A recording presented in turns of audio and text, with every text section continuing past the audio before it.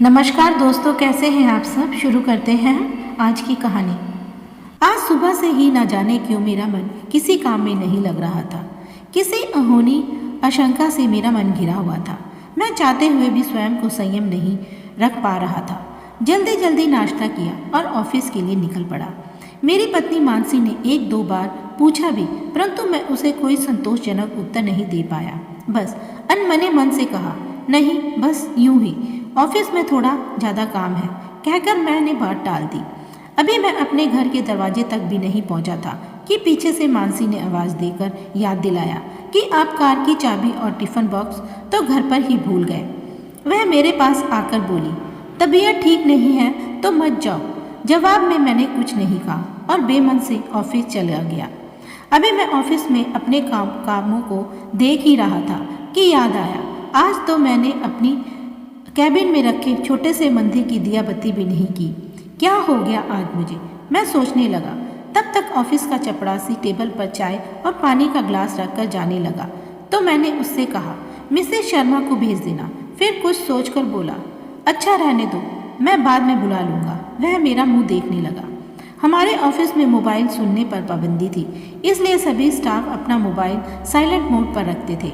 मैंने भी अपना मोबाइल साइलेंट मोड पर रखकर सामने रख दिया। तभी फ़ोन धीरे से बज उठा। किसी अनजान नंबर से फ़ोन था। मैंने जैसे ही रिसीव किया तो दूसरी तरफ से किसी महिला की आवाज़ आई, नमस्ते सर, क्या आप अनिल जी से बात कर सकती हूँ? जी बोल रहा हूँ। आप कौन? मैं देहरादून से बोल रही हूँ, बसेरा से। मैं चौंक गया। बसेरा वृद्ध असहाय लोगों का एक आश्रम था जिसे एक एनजीओ चलाता था। जी, बात यह है कि आपको प्रशांत जी याद कर रहे थे। आप यहाँ आ सकते हैं क्या? क्यों, क्या कोई बात हो गई? सब ठीक तो है ना? मैंने चिंतित होते हुए पूछा। सब कुछ ठीक तो नहीं है, बस आप यहाँ आ जाएं। ठीक है, मैं एक दो दिन में आता हूँ। मैंने कहा, क्या आप आज नहीं आ सकते? उसके स्वर में थोड़ी कंपन थी, शायद थोड़ा घबराई भी हुई थी। अच्छा, मैं कोशिश करता हूँ, कहकर मैंने कॉल डिस्कनेक्ट कर दी। 10 बज चुके थे और मैं कितनी जल्दी भी करूं, 12 बजे से पहले की बस तो पकड़ नहीं सकता था। मैंने जल्दी जल्दी अपना सारा काम मिसेस शर्मा को समझा दिया। इधर पत्नी मानसी को भी मैंने जाने की तैयारी के लिए कह दिया। मुझे इसी भागदौड़ में बस मिल गई। मैंने जानबूझकर पीछे की सीट ली ताकि आगे के शोर से बच सकूं। बस चलते ही बाहर का शोर तो कम हो गया, पर भीतर के शोर का क्या करता। वह तो देहरादून और बसेरा की यादों में उलझ रहा था। मैं यादों को जितना दबाता वह उतनी ही उभर कर सामने आ जाती और उन्हीं यादों में एक याद मुक्ता की भी थी। 2 साल पहले मुझे मेरी कंपनी ने उत्तराखंड में सर्वे के लिए भेजा था ताकि हम अपना प्रोजेक्ट ठीक से बाजार में उतार सकें। हमारी कंपनी हॉट वाटर बॉटल यानी गर्म पानी की रबड़ की बोतल बनाती थी और उत्तराखंड ही ऐसा राज्य था जहां इसका प्रचार प्रसार हो सकता था। मैंने देहरादून को अपना स्टेशन बनाया और सर्वे करता रहा, कभी मसूरी, कभी नैनीताल और कभी ऋषिकेश में। मैं अपने सर्वों का दायरा बढ़ाता रहा।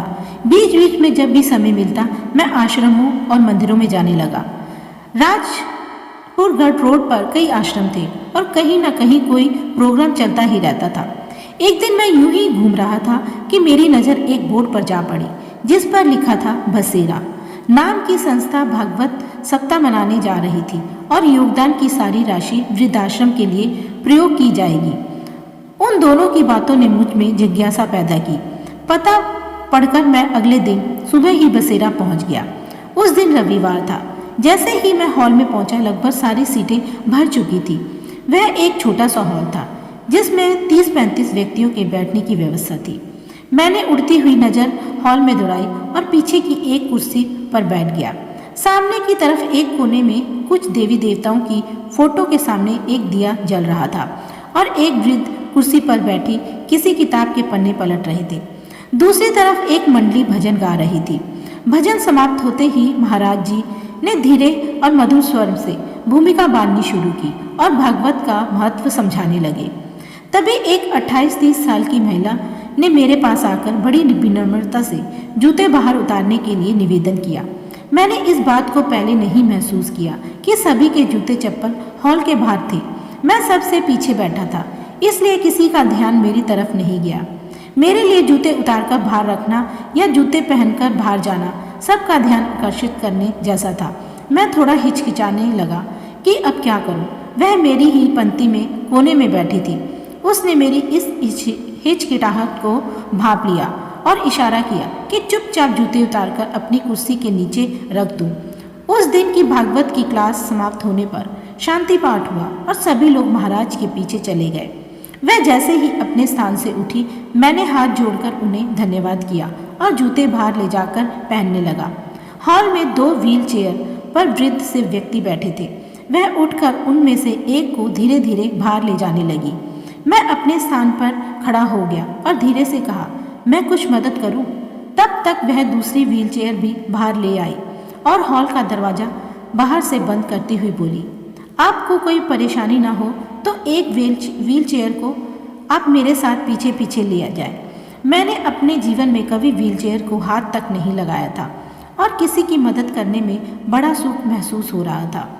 भीतर से कोई आवाज़ ऐसी आ रही थी कि कोई ऐसा मोहताज कभी ना बने। उनमें से एक को पार्क के पास छोड़कर और दूसरे व्यक्ति को पास के ही एक कमरे में छोड़कर वह मेरे पास आ गई। आप पहली बार आए हैं यहाँ? उसने पूछा। मैं वहाँ का वातावरण देखकर इतना भावुक हो गया कि मुंह से कोई शब्द नहीं निकला, सिर्फ सर नीचे करके हाँ की। तब तक सामने से 2 व्यक्ति आ रहे थे। उसने हाथ जोड़कर उन्हें प्रणाम किया। मेरे हाथ भी खुद ब खुद जुड़ गए। वह उनमें से एक व्यक्ति की तरफ देखते हुए बोली, यह पहली बार यहाँ आए हैं, ऑफिस के बारे में पूछ रहे हैं। उन्होंने मुस्कुराकर मेरा अभिनंदन किया और गेट के पास एक कमरे की तरफ इशारा करके कहा कि आप वहाँ बैठिए, मैं थोड़ी देर में आता हूँ। तब तक मैं बोली, चलिए आपको वहाँ तक ले चलती हूँ जिनसे आपने मिलने था। वह यहाँ के ट्रस्टी हैं। बातों का सिलसिला जारी रखते हुए मैंने अपना परिचय दिया। मेरा नाम सुनील है, अभी 3 महीने पहले ही यहाँ आया हूँ। परसों आपकी संस्था का बोर्ड पढ़ा था, सोचा एक बार देख लूँ। किसी भी आश्रम में आने का मेरा यह पहला अनुभव है और वह भी ऐसी संस्था जहाँ ज़्यादातर शायद वृद्ध ही रहते हैं। आप यहाँ के बारे में कुछ बताएं। उसने मुझे बताना शुरू किया। बसेरा नाम का यह ट्रस्ट केवल वृद्ध व्यक्तियों की सेवा करता है। सीनियर सिटीजन होम भी इसे कह सकते हैं। प्रशांत जी जिनसे आप मिले थे यहाँ के प्रधान ट्रस्टी हैं, उन्हीं का बनाया हुआ यह ट्रस्ट है। कुछ तो यहाँ अपनी खुशी से रह रहे हैं और कुछ मजबूरी से। समय बिताने के लिए यहाँ एक छोटा सा मंदिर, पार्क, सत्संग हॉल और एक पुस्तकालय है। जिसकी जैसी रुचि हो वहाँ चला जाता है और एक किचन भी है जहाँ सभी जाते हैं और जो नहीं पहुँच सकते उनके कमरों तक भोजन, नाश्ता वगैरह पहुँचाया जाता है। और इन सब के लिए धन कहाँ से आता है? मेरा मतलब खर्चा तो बहुत होता होगा इतनी बड़ी संस्था को चलाने के लिए। हाँ वह तो है, यह सब तो मैनेजमेंट ही जाने, कहकर उसने सामने के कमरे की तरफ इशारा कर इंतजार करने को कहा। मैं उनके कमरे के बाहर बरामदे में बैठ गया। थोड़ी देर में प्रशांत जी आए। मैंने उन्हें अपना परिचय दिया और बातों बातों में कुछ अपनी गर्म पानी की बोतलें भेंट करने का आश्वासन दिया। वह लगभग 68 वर्ष के सौम्य और शालीन नेचर के व्यक्ति थे।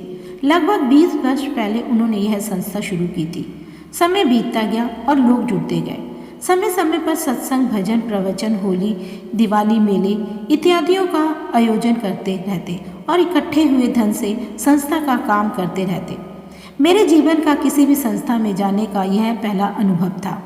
मैं बहुत ही नपे तुले शब्दों का प्रयोग करता रहा और मेरे इसी व्यक्तित्व से प्रभावित होकर उन्होंने मुझे यहाँ आने का एक खुला निमंत्रण दे दिया।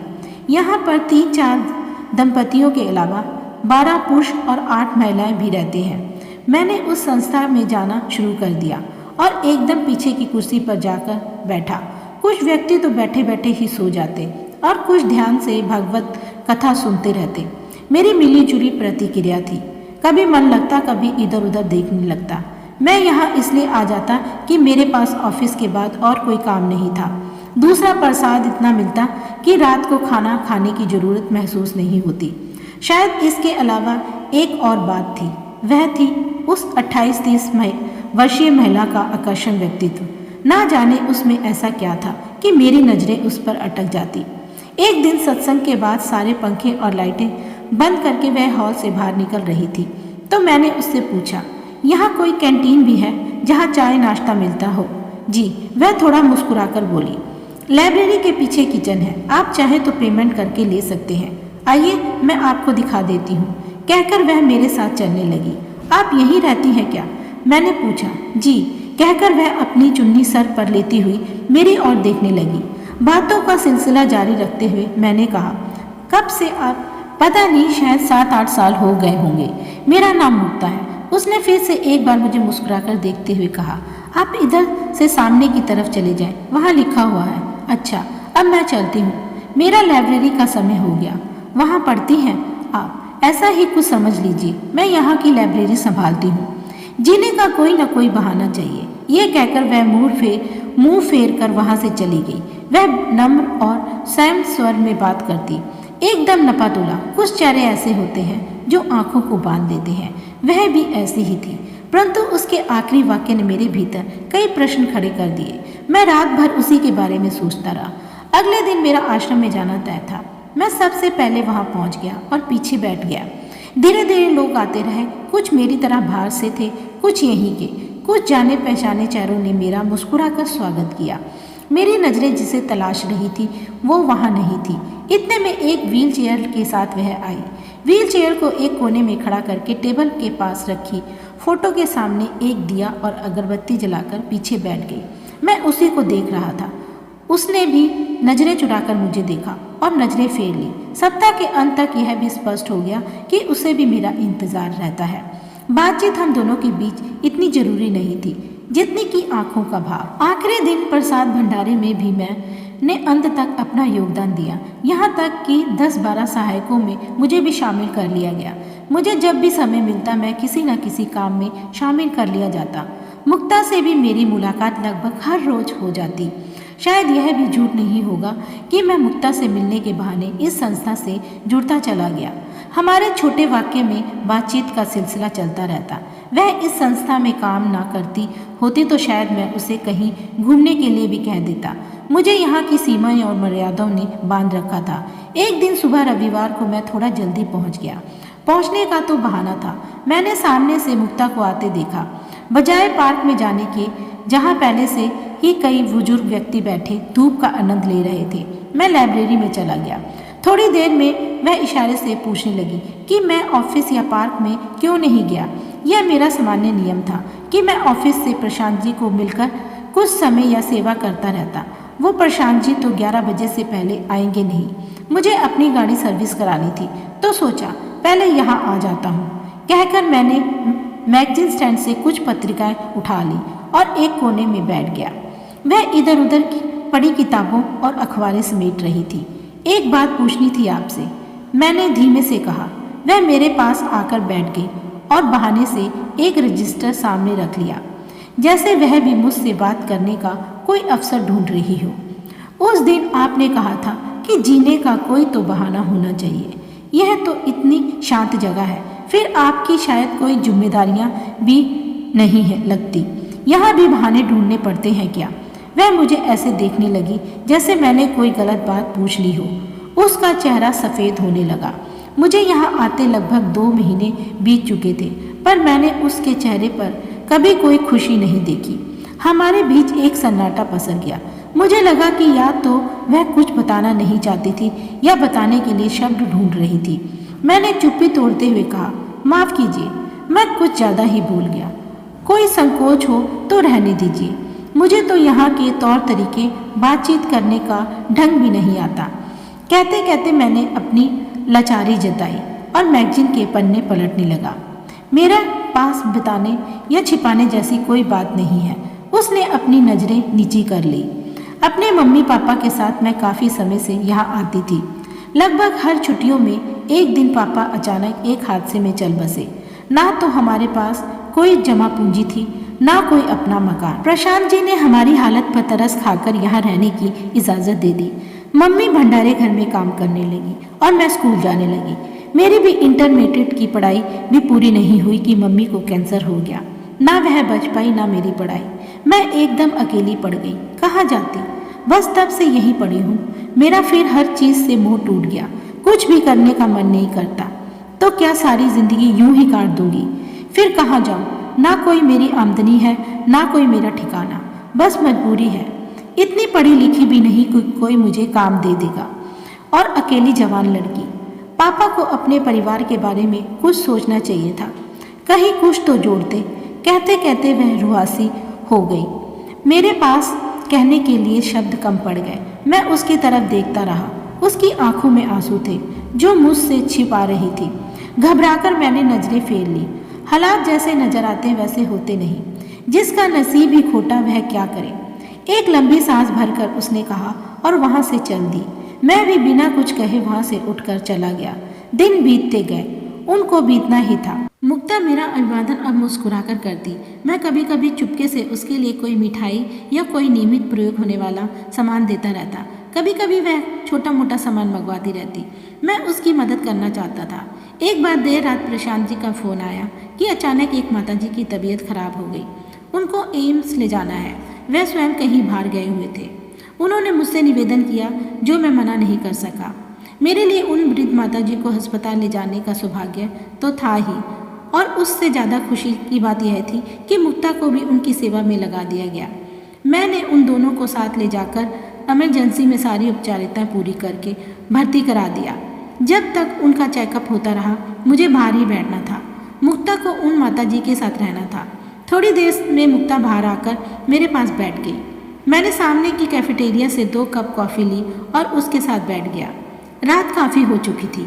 हमारे पास डॉक्टर की रिपोर्ट का इंतज़ार करने के सिवाय और कोई रास्ता भी नहीं था। मुझे तो जैसे इसी अवसर की तलाश थी। मुक्ता के चेहरे पर मैंने पहली बार खुशी देखी। कहने लगी, पिछले 1 साल में पहली बार बाहर निकली हूँ। आपके निकलने पर कोई पाबंदी है क्या? पाबंदी तो नहीं है, पर जाऊंगी कहाँ? मेरा और कोई नहीं है। जो कोई दूर पास के रिश्तेदार थे उन्होंने भी माँ के मरने के बाद किनारा कर लिया। शायद मैं कोई डिमांड ना कर बैठूं, या शायद उन पर बोझ ना बन बैठूं। यहाँ कुछ ऐसे भी व्यक्ति हैं जो संसाधन संपन्न हैं। उनके मिलने वाले कभी कभी उनको मंसूरी, देहरादून या ऋषिकेश घुमाने ले जाते हैं। वे मुझे भी साथ ले जाना चाहते थे, पर यहाँ से इजाज़त नहीं मिली। कहकर वह वहाँ से मेरा भी खाली कप लेकर उठ गई। शायद वह भरे गले से मुझसे और बातचीत करने से बचना चाहती थी। तब तक ड्यूटी डॉक्टर ने आकर बताया, कोई घबराने वाली बात नहीं है, थोड़ी गैस्ट्रिक प्रॉब्लम है, अब थोड़ा ठीक है। सुबह तक हम इनको यहाँ रखेंगे, आप चाहें तो इन्हें सुबह ले जा सकते हैं। मैंने मुक्ता की तरफ देखने लगा। वह मेरा इशारा समझ गई। वह इतनी नादान भी नहीं थी जितना मैं समझता था। कहने लगी, आप चाहें तो इन्हें यहाँ भर्ती कर लीजिए। हम लोग तो आश्रम से आए हैं इनको लेकर। 1-2 दिन में उनका कोई ना कोई रिश्तेदार भी आ जाएगा। आश्रम में इनकी देखभाल करने वाला भी कोई नहीं है। अस्पताल को भला इसमें क्या परेशानी हो सकती थी। उन्होंने थोड़ी ही देर में उनको रूम में शिफ्ट कर दिया। मैं भी उनसे इजाज़त लेकर वहाँ से चला गया। मैंने अगले 3 दिन के लिए अपने ऑफिस से छुट्टी ले ली और दोपहर तक फिर से उसके रूम में चला गया। माताजी मुझे देखकर बहुत खुश हुई। बोली, बेटा बहुत बहुत आशीर्वाद। कल रात तुमने जो कुछ भी मेरे लिए किया मैं हृदय से आभारी हूँ। लोग अपनों के लिए भी इतना नहीं करते। कहते कहते उनकी आवाज़ भर आई। तो क्या मैं पराया हूँ? माँ जी, जब तक एक रास्ता बंद हो जाए तो कई और खुल जाते हैं। आप जब तक यहाँ हैं मैं आपकी सेवा करता रहूँगा। आप चिंता मत कीजिए। कहकर मैं सामने पड़ी कुर्सी पर बैठ गया। मुक्ता ने मुझे देखते ही कहा, माताजी काफ़ी समय से आपको याद कर रही हैं। उनका कुछ सामान, कपड़े, दवाइयाँ वगैरह उनके कमरे से लाना है। आप चल सकेंगे क्या? उनका काम तो मेरे लिए सौभाग्य की बात है, पर अकेले इनके कमरे में नहीं, मुझे साथ जाना होगा। मैंने प्रशांत जी से बात कर ली है। वह बोली, कब जाना है? मैंने पूछा, अभी चले, अगर आपको कोई परेशानी ना हो। परेशानी होती तो यहाँ आता ही क्यों? आप बाहर आइए, मैं गाड़ी निकाल कर लाता हूँ। कहकर मैं पार्किंग में चला गया। मेरी तो बुझाएं ही खिल गई। अब तो मेरे पास उसके साथ जाने का अधिकार फरमान था। मैंने उसे गाड़ी में बिठाया और रास्ते में पूछा, क्या खाओगी क्या? कचौड़ी, समोसे या कुछ और? हाँ हाँ, क्यों नहीं, उसने चहकते हुए कहा। चलो फिर तुमको साउथ इंडियन खिलाता हूँ। कहकर मैंने गाड़ी मद्रास कैफ़े के तरफ मोड़ दी। समोसे, कचौड़ी तो तुम्हें यहाँ भी मिल जाते होंगे, नहीं? मैंने उसकी तरफ देखते हुए कहा। तुम्हें कोई जल्दी तो नहीं? मुझे कौन सी जल्दी है, वह बोली। तो मुझे लगा जैसे उसका बचपन फिर से लौट आया है। कितने अरमानों को मारकर वह बेचारी सी महसूस करती होगी। अपनी मर्जी से कुछ नहीं किया। मैंने थोड़ा थोड़ा करके काफी कुछ मंगा दिया। वह ऐसे खाती रही जैसे जीवन में पहली बार खाया हो। कार में बैठते ही उसने बिना किसी संकोच के मेरे हाथ पर हाथ रखकर कहा, थैंक यू। उसके कोमल हाथों का स्पर्श मुझे भीतर तक सिहरन पैदा करने लगा। स्पर्श का अपना ही एक सुख होता है, एक अनकहा पूरा वाक्य। मैं गियर बदलने के लिए वहां से हाथ हटाना नहीं चाहता था।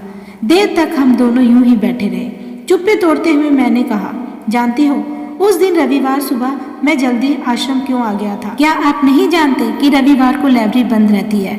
आपको दूर से आता देखकर मैंने जानबूझकर खोली थी कि शायद आप किसी बहाने वहां आओ। मुझे क्या मालूम था कि आपके भीतर कुछ चल रहा है। मुक्ता के इस प्रश्न से मेरे भीतर कुछ सन सा टूट गया। मैंने यह सोचा भी नहीं था। दिलों के इस खेल की शुरुआत तो दोनों तरफ से हो चुकी थी और शायद ऊपर वाले को मेरी नीरस से जिंदगी पर तरस आ गया होगा, तभी तो आप मिल गए। अब मैं आपको खोना नहीं चाहती। सुनकर इस जन्म के सारे संबंध पिछले जन्मों के बकाया लेन देन को पूरा करते आते हैं। कहते कहते वह अपने विचारों में खो गई।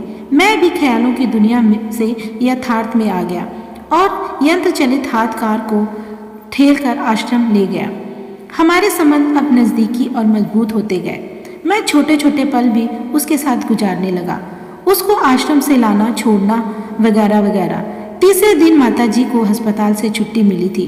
मुक्ता ने बहुत कोशिश की कि किसी बहाने कुछ और दिन वो वहाँ माताजी को रखा जाए, पर ऐसा ना हो सका। माताजी के घर से किसी व्यक्ति के ना आकर अस्पताल का सारा हिसाब कर दिया। मुक्ता माताजी के पास थी और मैं भी नीचे रिसेप्शन पर। जब सब कुछ सेटल हो गया तो मुक्ता भागी भागी मेरे पास आकर बोली, अब तो यहाँ से जाना ही होगा। पता नहीं अब मेरा क्या होगा, कैसे रहूंगी आपके बिना। कहते कहते वह सारे संकोच छोड़कर मुझसे लिपट गई और रोने लगी। मैं अब आश्रम नहीं जाना चाहती थी। मेरे पास शब्द ही नहीं थे, अपने साथ भी नहीं रख सकता था और उसके बिना रहना भी मुश्किल था। पता नहीं वह कौन सा पल था जो मुझसे ही चुरा कर ले गई। उसके शब्दों के साथ मेरा भी दिल बैठने लगा। क्या ऐसा रास्ता नहीं कि आपके आसपास रह सकूं? मेरा दिल बैठा जा रहा था। कोई तो उपाय होगा। झूठ ही कह दो कि आप भी मेरे बिना नहीं रह सकते। वह भावुक होकर बोली। तब तक दूर से माताजी को व्हील चेयर पर आते देखकर मैं उससे अलग हो गया। बड़े बेमन से वहां से उठकर कार लाकर पोर्च में खड़ी कर दी। माताजी रास्ते भर ढेर सारे आशीष वचनों से मुझे लादती रही। उन सबको वृद्धाश्रम छोड़ने के बाद मैं वहां से निकल गया। मुक्ता से आंख मिलाने का साहस अब मुझ में नहीं था। शब्दों की यहाँ कोई जरूरत नहीं थी। दिन बीतते गए। बसेरा में मेरा आना जाना लगा रहा। उसके निकट रहता तो सीमाएं टूटती और दूर रहता तो मन टूटता। सुबह उठते ही पहला ख्याल उसका होता और आखिरी भी उसका। जिस दिन मैं नहीं आता वह कहीं ना कहीं से फोन करती। उसकी आवाज भरभरा जाती और टूट भी जाती। जब से मैंने माताजी की सेवा की, मेरा परिचय वहाँ के लोगों से बढ़ने लगा। उनके मन में मेरे प्रति एक आदर का भाव था और एक दिन वही हुआ जिसका मुझे डर था। प्रशांत जी ने मुझे बुलाकर कहा, सुनील जी, यह समाज पति पत्नी के अलावा बाकी सभी रिश्तों को संदेह की नज़र से देखता है। उनका ना कोई नाम होता है ना मुकाम। इन थोड़े से शब्दों को ही अधिक समझना, बाकी जैसा आपको ठीक लगे। उनके शब्दों को मैं समझ ना सकूं, ऐसा ना समझ मैं नहीं था। मुझसे ना तो कोई जवाब देते बना, ना ही नजरें मिला सका। आगे कुछ और प्रिय ना सुनना पड़े, मैं वहां से उठकर चला गया। उस रात मेरी आंखों को नींद ने धोखा दे दिया। हार का मुझे अपनी कामनाओं के पंख समेटने पड़े, जो इतना आसान नहीं था। मैंने खुद को समझाने की कोशिश की, पर दिल कहाँ मानने वाला था। मैंने वहां जाना अब कम करने का मन बनाया। मैं कोशिश करता कि उन जगहों पर ना जाऊं जहां मुक्ता से मिल जाने की संभावना थी। मैं अपने आप को ही धोखा दे रहा था। मैं उसको देखना भी चाहता था और उससे छिपना भी। महाशिवरात्रि के दिन मैं चुपचाप मंदिर में आया और पूजा अर्चना करके पीछे के रास्ते से निकल रहा था। तभी अचानक मेरी नज़र मुक्ता पर पड़ी। वह एक कोने में बैठी हुई थी। उससे नजरें मिलते ही मैं बेचैन हो गया। उसका चेहरा उतरा हुआ था और रंग भी पीला पड़ चुका था। निष्प्राण सा शरीर और निस्तेज आंखें, मानो कई सालों से बीमार। मैं उससे नजर चुराकर पीछे के रास्ते से जा ही रहा था कि न जाने वहां कहां से सामने आ गई। ऐसा क्या गुनाह कर दिया मैंने? एक टुकड़ा साथ ही तो मांगा था। वह बोले, क्या मैंने जानबूझकर अनजान बनने की कोशिश की? पर लाइब्रेरी में मुझसे मिलने आते थे, ना मेरा फोन ही सुनते। मुझसे मिलना नहीं चाहते क्या? आपसे मिलकर जीवन पाने की कुछ आस बंधी थी और वह भी टूटती जा रही है। मैंने ऐसा क्या जुर्म कर दिया जिसका फैसला आप सुना रहे हैं? तुम क्यों आए थे यहाँ? कहते कहते वह रो पड़ी और नजरें हटाकर वहां से चली गई। सच्चाई से ज्यादा मुश्किल सवाल यह था जिसका मेरे पास कोई उत्तर नहीं था। बस यह मेरी उससे आखिरी मुलाकात थी। इसके बाद मैंने अपने दिल को मजबूत किया और वहां आना जाना बंद कर दिया। उसने कुछ दिनों तक तो वह फोन किए और करवाए भी, पर बड़ी विनम्रता से मैंने पीठ दर्द का बहाना बनाकर टाल दिया। असली दर्द तो मेरे सीने में था। मन के घावों को वक्त पर छोड़कर वहां से चला आया और आज अचानक बसेरा से फोन आ गया। देहरादून छोड़े हुए 6 महीने से अधिक का समय हो गया था। मैं मुक्ता का सामना किस मुंह से कर पाऊंगा? सच कहूं तो एक भी दिन ऐसा नहीं गया जब मैंने उसे याद ना किया हो। उसकी यादें अब मेरी पर्सनल लाइफ को भी प्रभावित कर रही थी। शाम काफी हो चुकी थी। बसेरा के गेट पर पहुंचते ही मेरा दिल जोर जोर से धड़कने लगा। मैं दुआ करता रहा कि मुक्ता से सामना न हो तो अच्छा है। मैं सीधा प्रशांत जी के ऑफिस में गया जहां वह मेरा इंतजार कर रहे थे। कैसा रहा सफर? बहुत थक गए होंगे। कुछ बात ऐसी थी कि तुमको बुलाना पड़ा और तुमने मेरा आग्रह मानकर फौरन हाँ कर दी। यह मेरा सौभाग्य है, प्रशांत जी बोले। मैं सामने की कुर्सी पर बैठ गया और अगले वाक्य का इंतजार करने लगा। तुम्हारे लिए चाय नाश्ता मंगवाता हूँ, फिर आराम से बात करते हैं। रात में तुम्हारे रहने की व्यवस्था भी यही करवा देता हूँ। नहीं, रहने दीजिए, थोड़ी देर बाद ले लूँगा, कहकर मैंने बात टाल दी। मैं नहीं चाहता था कि मेरे आने का पता सबको चले। उन्होंने अपनी कुर्सी पीछे की और आराम से बैठ गए। बात यह है सुनील जी कि मैंने इस संस्था की 20 वर्षों से अधिक सेवा की। इसको वृद्ध लोगों का बसेरा बनाया। अच्छे दिन भी देखे और बुरे भी। कई आए कई चले गए। मुझसे अब यह बसेरा नहीं संभलता, इसलिए मैंने इसको नए लोगों के हाथ में सौंपने का फैसला किया है। कल हमारे ट्रस्ट की आखिरी मीटिंग है। आपने इस संस्था के लिए जो भी योगदान दिया उसके लिए मैं हृदय से आभारी हूँ। यदि आप चाहें तो मैं आपका नाम ट्रस्टी में करवा सकता हूँ। अभी इतना अधिकार मेरे पास है। मैं खामोश रहा और उनकी बातों का मतलब समझने लगा, परंतु मेरे मन में तो कुछ और ही चल रहा था। मैंने एक लंबी सांस भरकर कहा, मुझे सोचने के लिए थोड़ा वक्त चाहिए। खैर, यहाँ और सब लोग कैसे हैं? आपका मतलब मुक्ता से है? उन्होंने सीधा प्रश्न किया। मैं खामोश रहा। मिलना चाहेंगे उससे? मैंने धीरे से सर हिलाकर इनकार कर दिया। इतना तो पता चल ही गया कि वो यही है। मुझे उस समय उसके साथ बिताए एक एक पल याद आने लगे। उनका यह प्रश्न ऐसा था जिसकी मुझे उम्मीद नहीं थी। यह प्रश्न पूछने का साफ मतलब था कि उन्हें हमारे संबंधों का पता था। सर, यदि आप मेरे लिए कुछ करना ही चाहते हैं तो मुक्ता के लिए कोई ऐसी व्यवस्था कर दीजिए कि उसको यहाँ से कोई निकाल न सके। मैं नहीं चाहता कि वह स्वयं को लाचार महसूस करे, अनाथ और बेसहारा महसूस करे। पता नहीं उस समय मेरे मन में ऐसे विचार कहाँ से आए और कह गए। वह कुछ देर मुझे देखते रहे। ट्रस्टी जैसे महत्वपूर्ण पद को छोड़कर मैं मुक्ता के लिए कुछ मांग रहा था। फिर गंभीर होकर कहने लगे, ठीक है, मैं उसको एक कमरा दिलवा देता हूँ। वह जब तक जीवित रहेगी उसे यहाँ से कोई नहीं निकालेगा। साथ ही वह यहाँ काम भी करती रहेगी। यह भी अभी तक मेरे अधिकार में है, परंतु आपको 1 लाख रुपए की व्यवस्था करनी होगी। ट्रस्ट का ऐसा ही नियम है। मैं इस बारे में भी आपसे बात करना चाहता था। मैं अपनी कंपनी से आपको एक फंड में रुपया भिजवा दूंगा। यह मेरे अधिकार में है। हमारी कंपनी को ऐसे कार्य में योगदान देने के लिए कोई आपत्ति नहीं है। मैंने उनसे धीरे से कहा, मुक्ता को जीवन भर संस्था में रखने का भरोसा पाकर मैं बहुत खुश हुआ। मुझे बहुत सुकून मिला कि बेचारी अब जिंदगी भर वहाँ रह सकेगी। कहानी कैसी लगी हमें कमेंट में लिखकर बताएं। वीडियो को लाइक और चैनल को सब्सक्राइब करें। थैंक यू, धन्यवाद।